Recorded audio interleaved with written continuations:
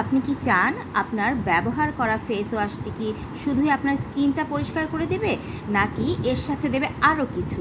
যেমন স্কিনটাকে যেন ভেতর থেকে একেবারে গভীরে যেয়ে পরিষ্কার করে আনে, এর সাথে যদি আপনার স্কিনটাকে একেবারে মাখনের মতন সফট করে তোলে, নিয়মিত ব্যবহারে একেবারে ন্যাচারালি যদি আপনার স্কিনটাকে উজ্জ্বল করে দেয়, তখন কেমন হয়?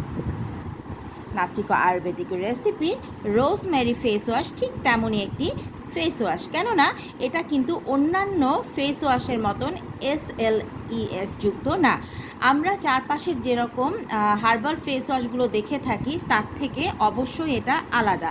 হার্বাল ফেস ওয়াশ মানে এমন না যে সেখানে আপনার SLES থাকতে পারে না, নিশ্চয়ই তারা রেডিমেড বেস কিনে অথবা SLES অথবা সালফেট দিয়েই বেসটা তৈরি করে নেয়, অথবা রেডিমেড বেস কেনে, তার সাথে নানান রকম লতা পাতা, কখনো হতে পারে অ্যালোভেরা, কখনো হতে পারে মেথি, কখনো হতে পারে রোজ, সেটা পরের ব্যাপার। বাট বেসটা যদি ঠিক না থাকে তাহলে কিন্তু সেই ফেস ওয়াশ ভালোভাবে কাজ করে না, শুধুমাত্র পরিষ্কারটাই করে দেবে।